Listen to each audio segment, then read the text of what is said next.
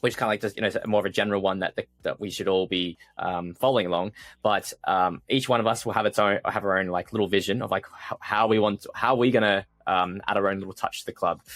What is something that you, like any of you guys, I guess, brought in as your own vision for the club, and did you follow through with that, or were you a bit short, or did that change over time based on other priorities for the club?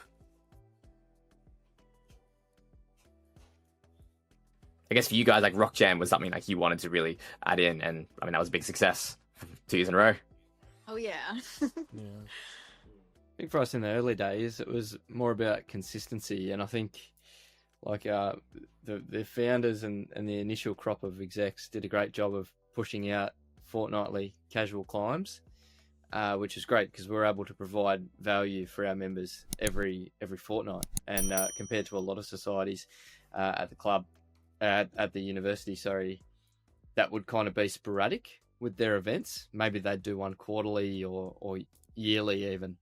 I think for us to consistently provide value to members provided a point of difference for us, especially in those early days. We kept the crowds coming in, and some of them were bigger than others. But I think just being able to just be consistent in those early days, that was something that I wanted to provide. I mean, I was the money man back in those days.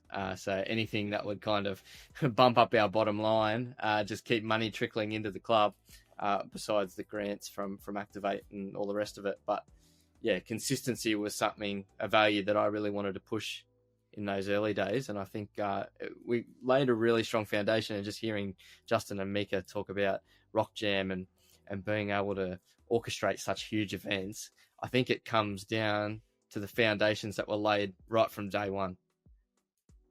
So that you know that whoever's going to take on the club the next year, you've left it in good hands, basically. Yeah, that's right.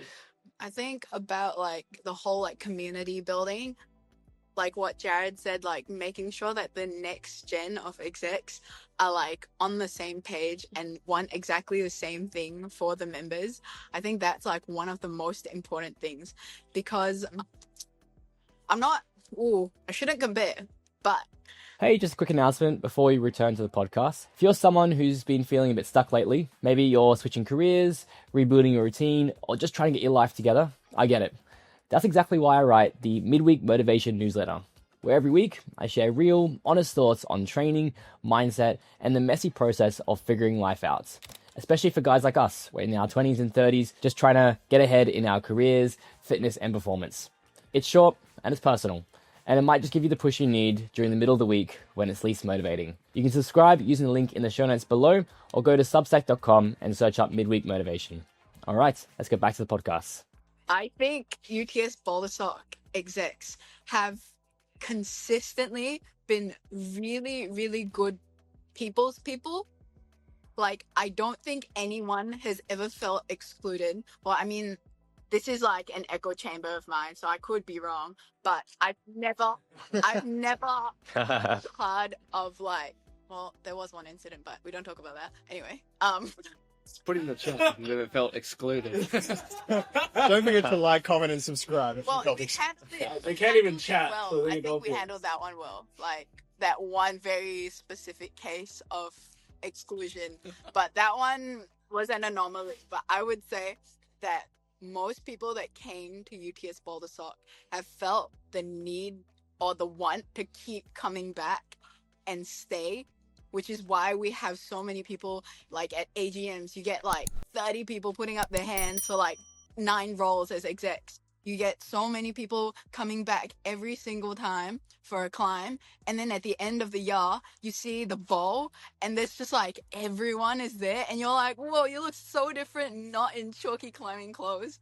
And it's like, I don't know, like building that, like, I don't want to use the word extroverts because not everyone's an extrovert, but like building that team of people who keep drawing people in. I think like we're like socially attractive people with like really big energy, and everyone's like, I want some of that. And then they rope their friends in, and their friends rope their friends in. Yeah. And it's like so crazy to see this community grow. And I don't think Justin's mentioned this yet. Do you want to tell them about the sports club numbers?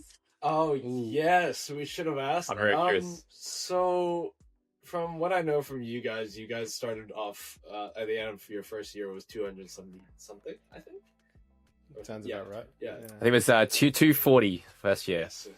And then 40. next the year next was like 570 something. And then with Mika's year it was 800.